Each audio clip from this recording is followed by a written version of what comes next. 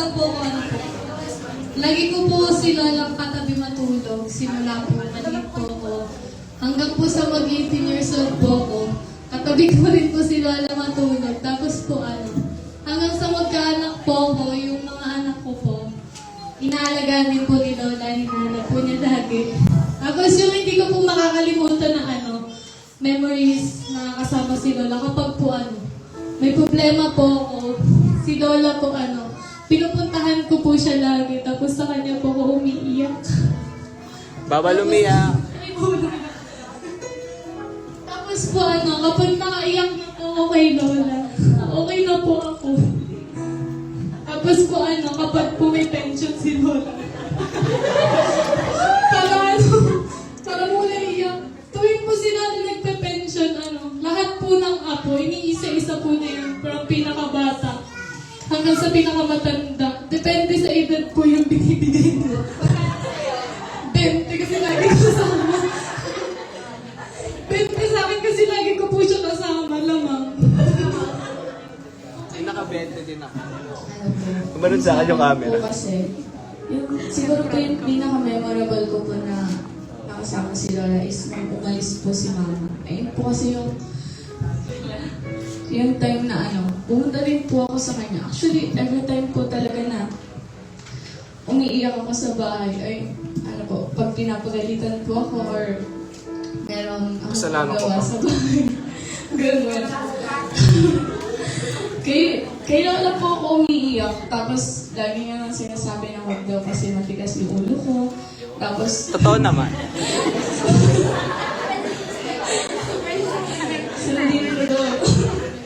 Sundin ko daw po palagi sila mama, ganun. Kasi daw po para din daw naman po yan sa akin.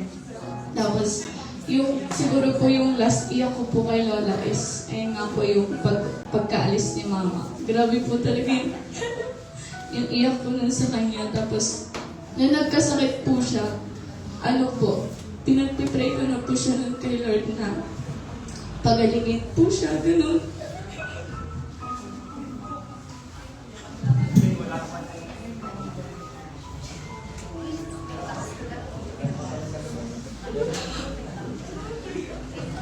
Ayun, pagalingin po siya sa sakit niya. Tapos po, Ay, hindi gumaling. sabi ko rin po kay Lord, habang nakikita ko pong nahihirapan si Lola. Sabi ko, Lord, ako na lang po yung pahirapan niya. Wag ko lang po siya makikita na mahirap po. Kasi po mas masakit po sa akin na niya.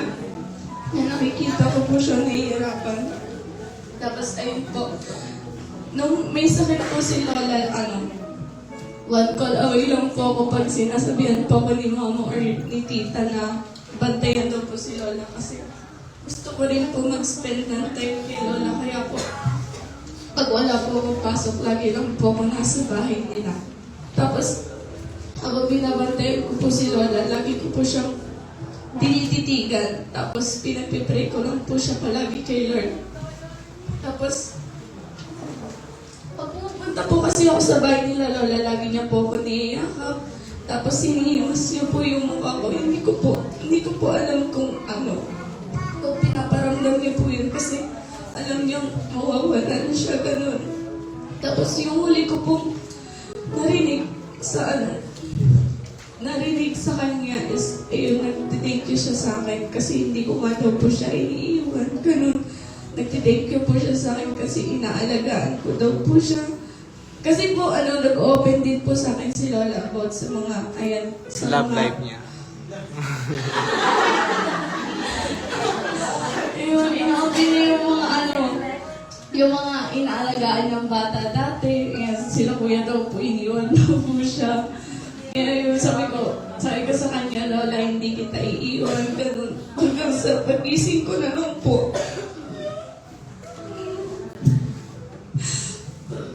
Akala ko po kasi, yung time na nawala siya, is hindi lang po siya nagre-respond kila Ate Bembem. Nung sinasabi nila na paulit-ulit sila ng ganun. Sabi ko, Lord, alam ko na hindi pa ngayon yung time ni Lola. Kaya Eh, pinapakinggan ko lang po sila. Tapos ng pagbaba ko, hindi po siya umiiyak. Sabi ko po kay Lord, sabi hindi na lang ako nagising ng timing. Kasi mamimiss ko po siya. Ayun lang po. Papasahin ko na lang po. Isa po ako sa mga nagbantay kay Lola. Katabi ako na Lola nung nawala siya. Nakita ko po kung paano siya nahirapan.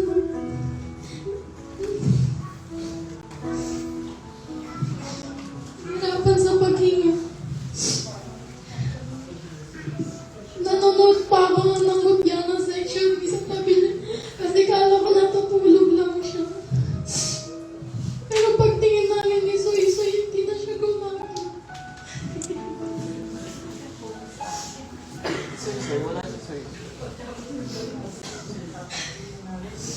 Chinek pa namin yung heartbeat niya kung meron pa kaso wala na. Niyag-yag pa namin siya ng malakas pero hindi na talaga siya gumigising. Tapos tinawag na namin si Tito nun pero nung pagsabi ni Tito na wala na si Lola, saka na po kami umiyak. Bago po siya mamatay, niyakap pa niya ako nun kasi sabi niya nilalamig daw siya. Sobrang higpit na ng yakap ni Lola. Soy. Niyayaya pa namin siya gumala nun tsaka mag-TikTok. Pero nagtatawanan na lang kami. Tapos inuutong pa na kami para bigyan namin siya ng kape. Sinasabi niya mabait daw kami pagtulog. Ayun, yun lang. Siguro sa mga memories, sobrang dami pero hindi na natin kailangan isa inyo. Hindi. Ano ko na lang yung hindi ko makakalimutan yung mga pangaral, pagmamahal. Tsaka kapag nagkakaroon ng problema, lagi po siya nandyan para magbigay ng mga payo. Ganun po siya ka-less na lang. Siguro yung memories na nakasama namin si Lola. Yung hindi ko malilimutan yung nakakatawa. Noong time na pumunta siya dun sa binyag ng anak ko, kinuha ko siya, ay sumama siya, so nag-proxy siya. Ang sabi niya sa akin, kumawi mo na ako. kasi bawal daw proxy. Kaya tawag ko sa kanya talaga kumari. So, yun pati yung pag-aalaga niya sa amin nung bata pa kami. Ayun, lalo-lalo na yung pagmamahal niya sa mga apo niya. Yun po. Magandang gabi po sa lahat. Siguro marami. Kasi dating bata pa ako or baby, sa Laguna kami nakatira tapos sila Lola sa Marikina. Marami kami pictures nung baby, ganyan, lagi na akong kinakarga. Doon ko nakikita sa mga pictures kasi yung papa ko kasi masyado siyang parang maano siya sa mga moments yan, ganyan. Kinokollect niya talaga yun. Kaya kahit sa malayo kami nakatira noon, parang kami lang yata yung malayo talaga. Hindi, kumbaga kilala namin siya, kilala namin si Lolo, kilala namin yung mga tita-tito ko. Tapos, siguro, yung high school ako, dito na kami nakatira sa Padilla. Minsan naabangan ako niya maagang-maaga. Yan, papasok ko ng eskwelahan eh. Mel, may pangkapi ka ba dyan? Kaya every now, parang tuwing umaga, kailangan may sobra ako excess akong pera. Parang hindi tipid kasi naglalambing sa akin si Lola. Yun. Tapos siguro ang pinakamasayang memory ko kasi ang alam ko, nung graduate ako ng college, nandun siya pumunta sa bahay. Yung kinasal ako sa civil, alam ko pumunta rin siya noon. At kinasal kami sa simbahan. Ayaw pa niya sumama kasi pumunta sa bahay ng mga magulang ko, nakapambahay na. Pero sabi ko, hindi sasama ka. Sasama ka dun sa church. Tapos sinama ko rin siya dun sa sibling kainan, ganyan. So, masaya ako kasi ultimo yung mga anak ko na dalawa, nakilala siya. And yung January 4, sinama namin pati yung asawa ko, nandun sila to celebrate her 90th birthday. And yun ang pinagpapasalamat ko kay Lord kasi naabutan nila ng mga anak ko yung kasi nag-iisang lola ko na lang din siya on both sides wala. So yun ang kinatutuwa ko na kahit nawala na siya, nabaon ko yun bilang apo niya at ng mga apo niya sa loob. Yun lang. Ayun. Sabi ko, huwag ako sa amin. Pero, ano bang isi-share ko? Pero tumira po kasi ako kila Lola ng almost a year nung pandemic po, nung mga panahong tag-ulan kasi po tumutulong ang ulan sa bubong. So, lumipat po ako sa kanila kasi po nagtatrabaho po ako. And kailangan ko po ng tahimik na environment. Naalala ko po, dati nag-uusap kami ni Lola, hirap na hirap po ako. Kasi kailangan po pagkausap si Lola, full na Tagalog. So, pagtatanong niya, anong araw na ngayon? Sabi ko, Wednesday po ngayon na. Ano sa Tagalog yung Wednesday? Sinisipin ko pa, like, Miyerkules. Mga ganyung feeling. And si Lola po, ang pinaka-natatandaan ko po, katulad ng binanggit kanina, mahilig po magyakap si Lola. Naalala ko po yung last time niyakap po ko ni Lola, ay nung binondo po ako, tapos naalala ko po na paborito ni Lola ang fresh lumpia. Sakto po, nasa Chinatown na po ako. So binilhan ko po siya ng fresh lumpia. Tapos pag-uwi ko po noon, dumiretso po ako sa kanila. Tapos ibinigay ko po sa kanya yung lumpia. And yun po, niyakap din po ko ni Lola. Si Lola po ay very sweet. Yan, lumaki po kami sa pension niya. Yan, nakatanggap din po ako ng 20. So hindi na po ng paborito. And nabutan ko din po si Lola nung Wednesday. Kasi Friday po siya namatay. Wednesday po, before po kami pumasok ng team building. Sa kanila po ako naligo kasi puno po sa bahay. May naliligo. Nakunahan po ako. So sa kanila po ako naligo. And nakita ko po siya noon that time nakangiti. And then nung Friday nga po, nung namatay na po siya, actually very at peace po ako knowing na of course mamimit din po namin siya soon in heaven. And nung bago po siya nilagay sa bag, doon sa black na bag, doon po ako pinakalungkot kasi parang yun na, tapos na yung buhay ni Lola. It really ended there. Pero andun po yung peace sa heart, di ba po yung comfort sa heart na kasama na po siya ni Lord at yung mga aking mga naunang tito at tita. So yun lang po, di ba ako niyak? So, good evening po sa inyo lahat. Yung memorable moments ko kay Lola po is which noon. Nung bata po ako, siya po yung one ko lang ko po siya pa magbubukas po na lata. Siya po yung pinapabox ko. Tapos, ano pa ba, yung pag magtatahi po ako, siya kahit isa na lang po yung mata niya, siya po yung pinapatusok ko ng karayo.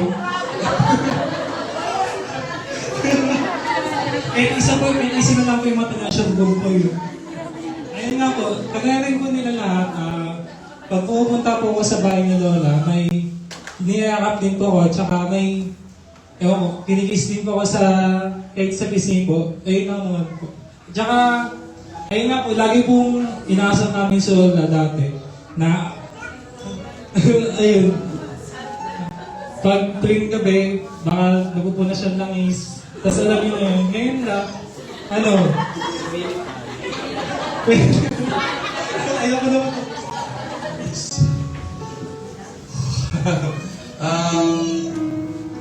Dami, sobrang dami. Siguro, mga ilan? Mga 10. Ano ba? Kay Lola, sobrang daming memories. Kasi siya yung nag-iisang lola kinalakihan ko. Kasi yung lola ko sa isa, sa aking papa, sa Leyte, malayo. Kaya, nung time na yun, bata ako, isa sa mga memory ko lagi kay Lola. Yung bahay kasi nila Lola lagi. Parang yun yung headquarters ng Galang family. Kapag maglalaro kami nila Kamon, nila Alvin, kitaan tayo kina Lola. Pag kinulang ng bigas, ng kanin, punta kayo hindi ka kay Lola. Laging ganun natin. Pero lagi ko naalala sa kanya noong time na personally yung mahilig kasi maganda si Lola noon kape kanin.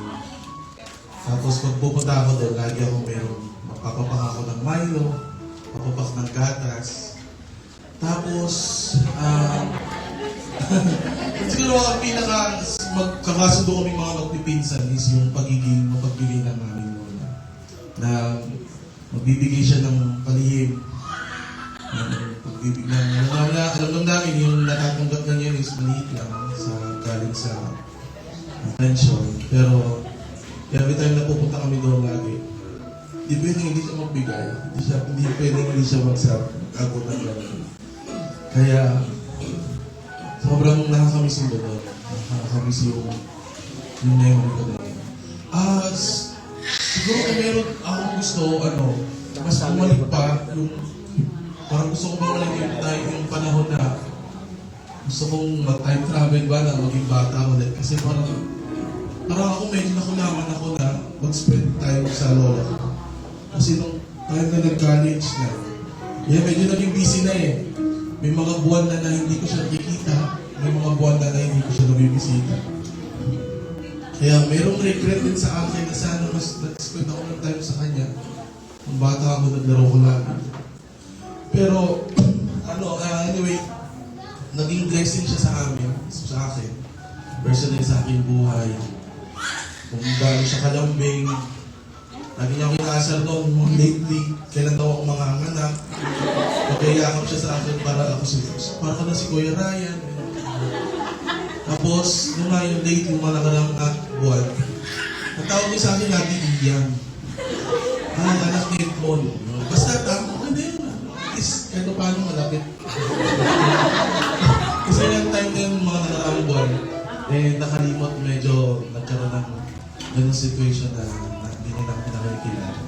Pero yung pinaka-best time yung January 1 or 2, na bumisita kami doon na kahit paano naipag-pray namin siya.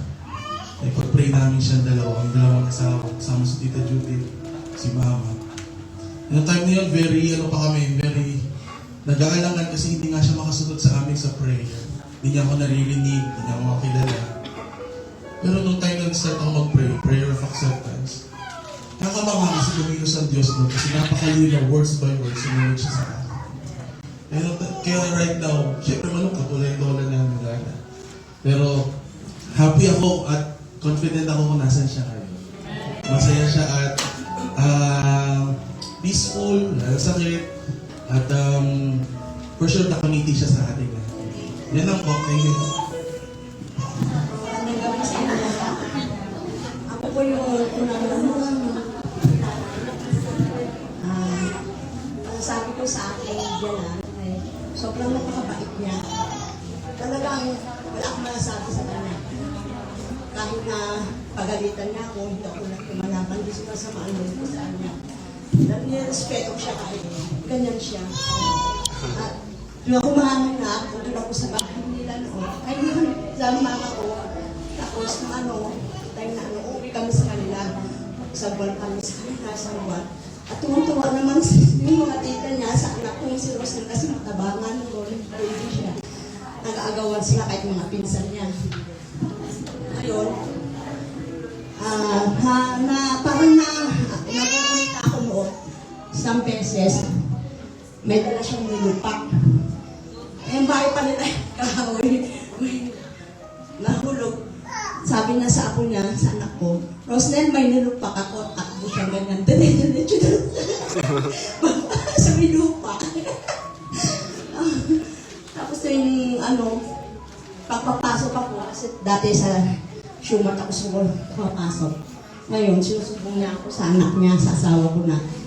Ang asawa mo, tigas sa ulo, buntis na, nakaangkas pa sa motor. Mamaya, paano yung malaglag yung bata. Ito naman, ang asawa ko, gagalit ako pagdating. Ganun. Tapos nung nasa Pedro kami, nanganak na ako sa pangalawa ko, sa lalaki. Ang labahan namin, ganyan. Isang linggo niya binulo yun, pumunta sa bahay. Tapos may dala-dala pa siyang payo. Yung payo na kinuha niya pa sa Bombay. Binigay niya sa akin.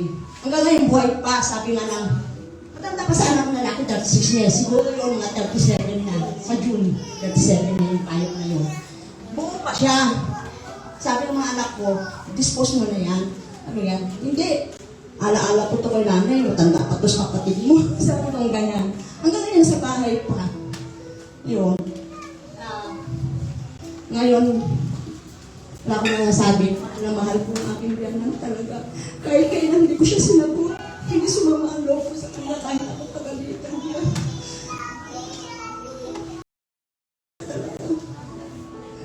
Wala ka po akong masabi. Thank you po. Siya na kami.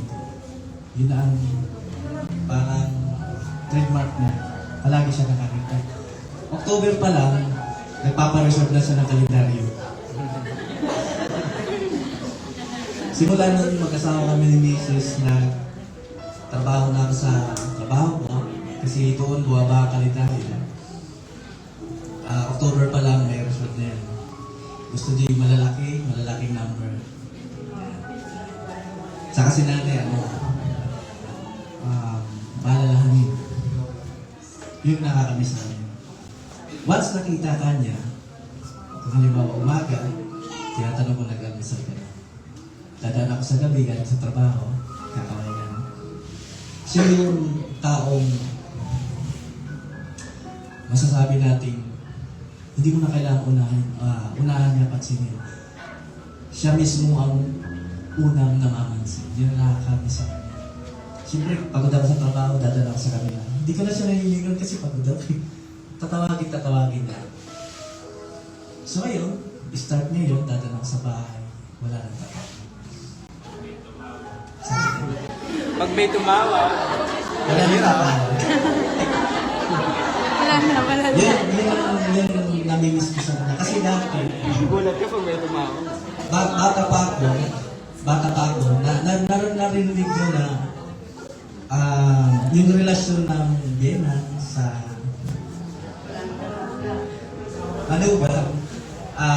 malaking porsyento, hindi lang nagkakasundo. Yun naisip ko yan, sabi ko, nung asawa ka ng misis, sabi ko, naku, yun ang paghahandaan ko. Kasi siyempre yung magulang, isinusyon nila, yung may mga criteria na kung sino mapapangasawa sa anak nila. Siguro nakita ko nila, siguro makareklamo. Hindi ko, in-expect ko na gano'n, kasi kadalasan narinig ko na hindi magkasundo yung sa biyanan nila. Pero yung sinanay, ibang-iba. Pag once kasama mo si nanay, bumbo yung araw mo. Parang walang problema, palagi na ngiti, palagi kang tinatanong kung kumain ka na. Siguro Si mama dito. Yung memories ko kay nanay, yung palagi, kasi yung mga kwento nila yung, ang bait talaga si nanay. Sweet siya, yung mga nagagawa niya sa mga kapatid. Parang iba naman sa akin. Kasi asot ko sa kami ni nanay, yung tumira ako sa kanya, asot ko sa kami ni nanay yung parang, kasi si nanay kailangan hindi mo siya, yung pag may sinasabi sa'yo, huwag mo siyang, yung kukontrahin, kaya ako napakontra. Siguro yung maalala ko sa kanya, palagi niya akong binabato ng mag. Huwag mo siya magtangin kasi parang hindi ko totally sumasagot akong pinakalaban ko siya. Yung palagi ko mapangatuwin ka. So, binabato niya ako minsan ng mag. Buti na magaling ako umilag. Yun yung mga time. Tapos, kahit kasama ko siya sa bahay, hindi ko talaga siya yung totally naalagaan na maayos. Kasi lagi na ako wala sa bahay nagtatrabaho. Minsan, stay in ako ng matagal.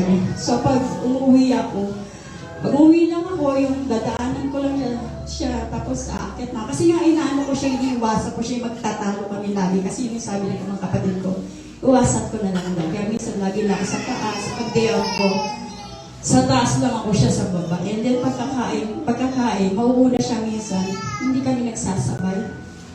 Yun sa tagal namin, sa taon namin na magkasama kami at makasama ko siya, hindi ako gano'n nag-isip sa kanya. Hindi ko nasasabi sa kanya na, mahal ko siya, gano'n. Hindi ko siya gano'n inasikaso. Every time na na-hospital siya, wala lagi ako sa kabila. Yun yun. Pero yung mga time, kasi 3 times nga siya nadulas nga. So yung pandemic nadulas. So yung pandemic walang pasok. Nalagaan ko rin siya, pero aso-pusa pa rin kami ng time. So ito na lang nga yung mga last na. So yung December 23 is na-floating ako. Siguro yun yung time na 1 month lang kasi. Binigyan kami ng pagkakataon na makasama ko din siya, naalagaan ko siya. So yung nararamdaman ko lagi na parang naglalambing na siya sa akin. So, nagigibigay ko rin kahit paano yung nasikaso ko siya. Nagpupuyatan ko siya. Punasan ko siya kasi ayoko siyang bumaho. Ganun. So, minsan nasabi ko rin sa kanya na yung mahal ko siya. Sinabi ko yun, pero pabulungan. Kasi minsan parang nahiya ako sabihin sa kanya. Yung konting time niya naalagaan ko siya. Pinaramdam ko rin naman sa kanya. Sabi pa nga niya sa akin na huwag ko daw siya,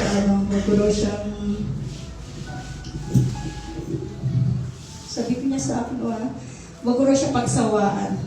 So sabi ko hindi na may pagsasawaan kasi mahal ko kayo na. Sabi ko, hindi ko lang napaparamdam sa inyo kasi lagi nga wala ako sa tabi niya.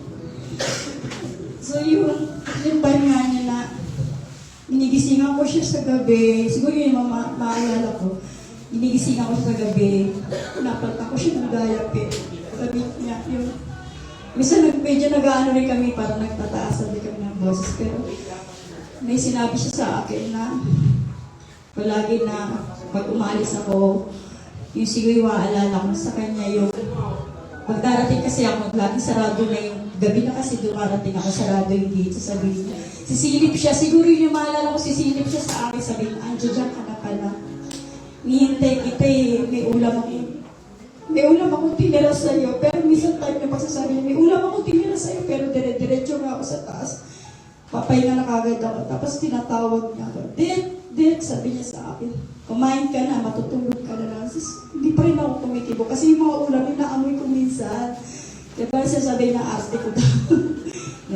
Siguro yun yung mga memories na maalala ko sa kanya. And then yun nga, kasi yung medyo malakas na siya, kasi may nag-aalaga ka sa kanya. Umalis kasi ako, pumasok ulit ako, and then 2 weeks ako, parang 2 weeks ako wala. Parang ayaw niya ako paalisin kasi yung time na yun. Sabi niya, huwag ko na lang daw siya paalaga sa iba, kasi may nag-aalaga nga sa kanya pag-aalis. Tapos, bigay ko na lang daw muna siya kay Kuya Bebot. Kasi dati ayaw niya magpaalaga sa iba.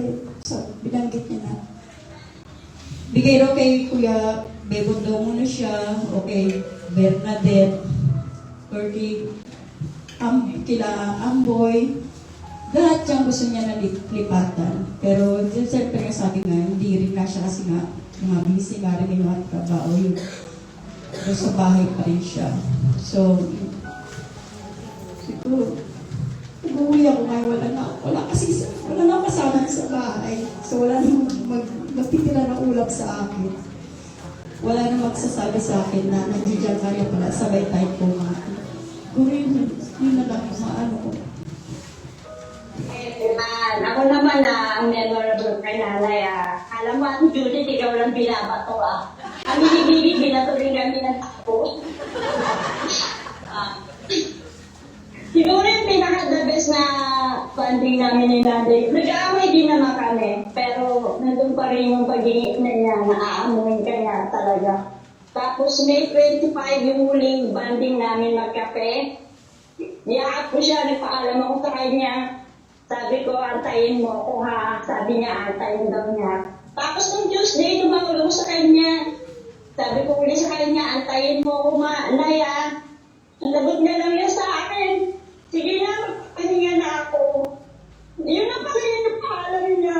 Hindi ko yung pinansin kasi nilalagnat niya nun Tapos ayun na, pagdating ng Friday, nagulat nga yung mga amo ko dito Kasi nabigla rin ako. Wala na pala si nanay. Kasama din ako sa pension niya. Binigyan niya ako ng pera. 200. So, mas malaki ako sa inyo. 200. Nag-Jollibee kami. Nung bata-bata pa siya, lagi niya ako kasama. Pumunta sa Quiapo, pumunta sa mga kapatid niya, sa mga anak niya. ngayon. Ang hirap pala mawalan ng nanay. Ang hirap kasi ang layo ko. Pero ano po, kasi kung umuwi ako, another 1 year na naman ako. Mas gusto niya siguro, mas gusto naman ni nanay na magkasama ako mga anak ko. So, tiis-tiis na lang. Maraming salamat niya. Salamat sa pension. Salamat sa huling yakap na kaya ako pa siya ng grade 25 bago ako umalis. Ayan. Baon ko lahat na pangaral mo. Tinuruan mo ko maging matatag, mag-isa, malayo na hindi maging matatag, hindi malapit kahit kanino, kaya mo lahat gawin para sa mga anak. Ayun. Iyon yung mga ayun, basta na, imanamakan namin. Kung darating man, uulit man uli na ikaw, uli gusto ko maging nanay, kahit mag-away pa tayo, kahit batuin-buin kami uli ng takbo, okay lang. Kahit sa bulutan ko, puro ko sa singit, okay lang. Lahat ng mga apo mo, hindi mo nakakalimutan sa pensyon. Ang pensyon ni Nanay Bao. Salamat. Bye-bye. Salamat po, Ate. Magandang gabi po. Gusto niyo mo bang umiyak? Sa akin, masasabi ko sa nanay ko, siya yung pinaka matarapang at matatag na babae na nakilala ko sa buhay ko. Ang nanay ko po. Bali po ang nanay ko, hindi po ako magsulat yan. Hindi nakapag-aral, labandera lang. Pero tinaguyod kami ng magulang ko. Magulang namin, may napagtapos siya. Kahit inaalipungan niya yung kamay, paa, mapag-aral lang kami kasi yun lang daw kung may bibigay niyang mana sa amin ang pag-aaral dahil siya, hindi niya masulat ang pangalan niya. Pero kami, pinilit niya kami makapag-aral. Pagkain namin dati, kamote na. Titinda kami ng gulay, lahat kami. Magkakapatid, lumaki sa hirap. Yung katatagan namin, nakuha namin sa nanay namin. Masipag siya. Ang nanay ko. Ang masasabi ko lang po sa magulang ko, napakabuti niya po talagang magulang. Isa po siya sa nagpabago din po sa akin, ang nanay ko. Kasi sa aming magkakapatid, ako pinaka-black sheep na lumabas. Yung hindi pa ako nakakakilala sa Panginoon, yung mga kapitbahay ko, alam nila kung gaano kabarumbadong tao. Hindi ko po pinagkakaila yun. Napakalayo po na tinakbo kong kasamaan. Pero sumikap akong makabalik. Sa awa ng Diyos, sa tulong din po ng bayaw ko si Edmond, tinuruan po niya ako kung paano po lumapit sa Panginoon. Nabago po talaga ang paligid ko rin po yun. Pero, nasama ko na rin po kasi kasama din po siya sa nagpabago sa akin. Bahay, kawawa naman sila, ginagano. Yung nakapagbago na po ko, ay yung araw po yun, kasi po ako yung laging yung nanay ko pag nadadapa, yung nadapa po siya, ako po yung bumuhat sa kanya. Pagkabuhat ko po, umaray po siya nun, aray po, sabi niya, bakit? Kumuha po ako ng tabla. Sinapin ko po doon, binuhat ko po siya mag-isa. Kahit nung sunog po, pinasak ko po yung nanay ko kahit mapayat lang po ko, talagang binuhat ko po siya pababa. Tapos yung binalik ko, sabi ko, Nay, dati ako binubuhat nyo, hayaan nyo naman kayo pang buhati ko. Hindi ko kayo lalaglag bago kayo masaktan yung katawan ko muna. Ang ipagkakalang ko, sabi ko. Pero yung time na malapit na po siyang lagutan ng ina, ang natatanda ko po niya ng mga ilang araw, pag nakita niya ako, sasabihin niya sa akin, Amboy, hinayakap niya ako lagi. Talagang yakap na parang bata, hinayakap niya ako. Tapos niyayakap, pinalikan ko siya sa noo. Sabi niya sa akin, mag-ingat ka sa ano mo ha. Tapos, kada araw-araw, ganun yun. May pamasahe ka na ba? Hindi, meron na lang. Tabi nyo na lang, para sa inyo na lang yan.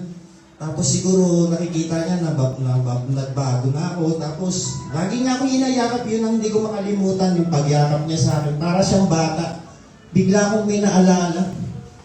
Sabi ko, ako siguro yung alipugang anak na yung nagbalik loob na inayakap niya talaga ako. Tapos, nung araw yun, mga maga, walang pasok nyo kasi Wednesday. Ano ba yun, Chinese New Year yata yun. Tinawag niya yung anak ko. Sabi niya, tawagin mo si Amboy.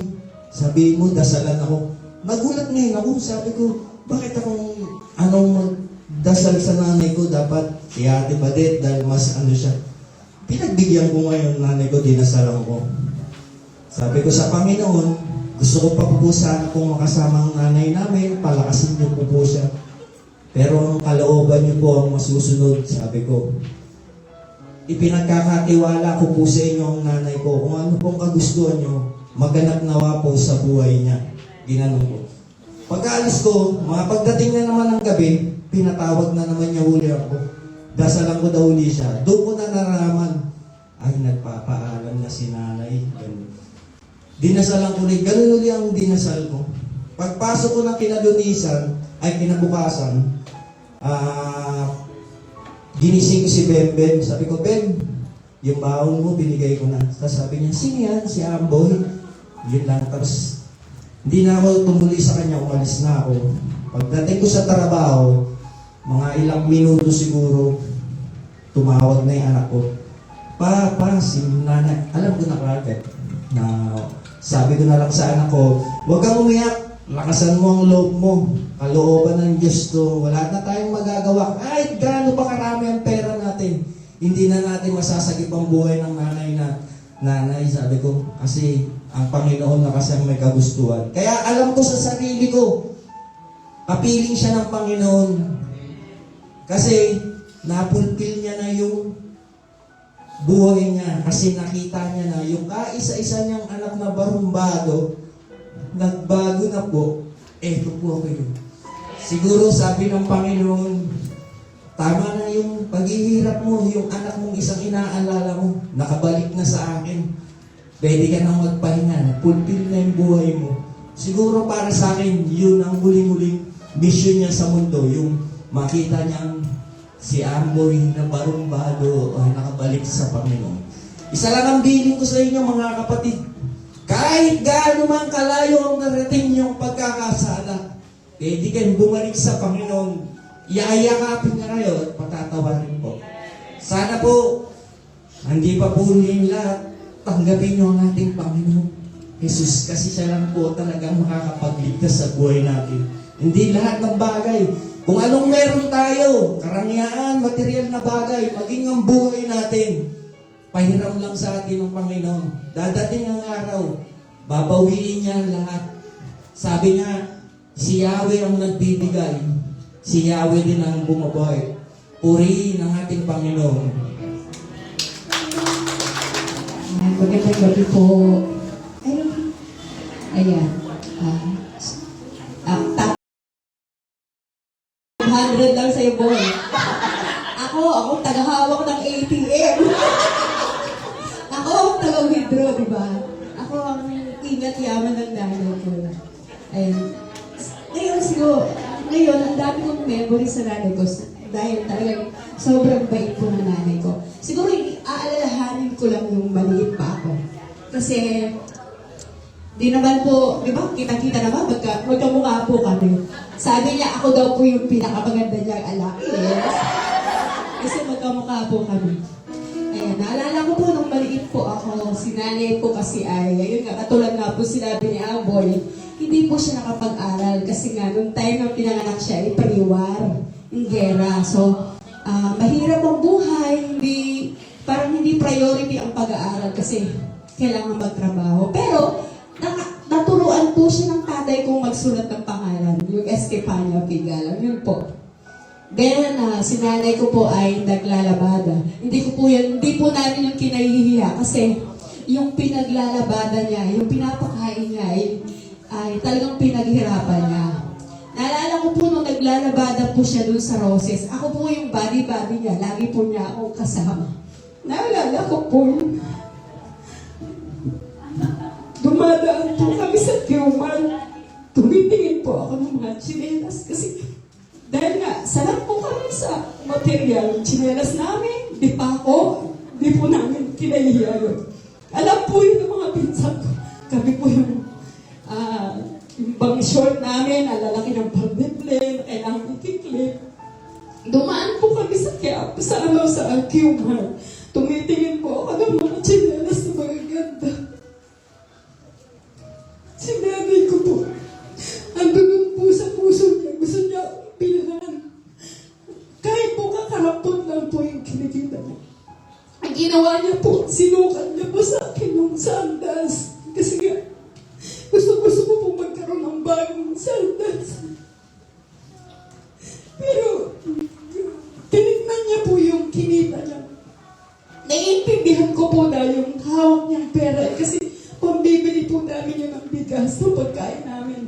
Na kinausap niya ako, sabi niya, pasensya ka na sa susunod na lang kita bibilan kasi kulang yung pera natin, kulang yung pambili. Naiintindihan ko po yun kasi alam ko pong pag binili niya po yun sa akin, damay po yung mga kapatid ko, wala po kami kakainin. Ayun po, kahit po hindi niya po ako nabilhan ng sandals, masaya po ako kasi ando doon yung effort niya na gusto niya talaga akong bilhan. Naiintindihan ko po yun. Tapos po meron po ring pagkakataon na naglalaba po siya. Kasi malapit na po sa bahay namin yung pinaglalabadan niya. Wala po kaming bigas. So gagawin ko po, akit po ako doon sa pader. Tatawagin ko po siya, wala po kaming pagkain. So kukunin niya po yung babayan sa kanya. Kukunin niya po para. Tapos tatawagin niya po kami na ito yung bayad ko sa pinaglaba. Para daw may pagkali kami ng bigas. Alam mo niyo po, saksi po kami doon sa paglalabado ng nanay ko. Kasi minsan katuwang po kanya kami. Ako po yung taga-sampay. Grabe po yung nilalabahan niya. Grabe po. Nakita po namin yung sakripisyo ng nanay ko na kahit hindi po siya nakapag-aral, tinataguyod niya po kami. Kahit po maliit na bagay, bilhin na bilhin po ako sa nanay ko kasi siya po kami nag-aaral. Pero nagagawa niya pa pong makabili ng mga school supplies namin. Kahit hindi po kumpleto kasi binibilang po kami tagtatatlong notebook. Ang ginagawa po niya, tinatahin niya, hati-hati po yun. Pero kahit ganun po hindi kumpleto, masaya po kami kasi sobra yung pagsasakripisyo niya, maibili niya lang po yung mga bagay na gusto namin, kahit na po salat na salat po. Ayun po, sobrang naalala ko po yung kasipagan ng nanay ko. Napakabait po niya hanggang ngayon. Naalala ko po, kapag umuupo po ako sa kanya, mahilig niya po siya yung maghaplos ng ang buhok. Sabi niya, kamukha daw niya ako. Yung lagi sinasabi niya, kamukha ko daw siya. Kaya mamepes ko po talaga yung nanay ko. Kasi, isa din po ako nag-aalaga sa kanya. Kapag may yung pension niya, ako po yung laging taga-asikaso ng mga document, yung mga ganung bagay na kapag adjust na, sasabihin niya sa akin, meron na ba akong sweldo? Yun, pag gano'n, ako po yung taga-kuha. Kaya, sobrang mamimiss ko po talaga yung nanay ko, lalo na ngayon. Sabi ko po, masaya ako kinanay kasi nga, umuwi na siya doon sa piling ng Lord. Pero pag nag-iisa ka na pala malungkot, maalala mo yung memories ng nanay mo mula nung maliit ka pa hanggang ngayon. Kaya, ayun po, nagpapasalamat po ako dahil nagkaroon po ako ng nanay na napakabait. Kaya katulad din po ni Carmen, kung bibigyan po ako ng pagkakataon na magkaroon ulit ng nanay, si nanay pa rin po ang pipiliin ko. Ayun lang po, maraming salamat po.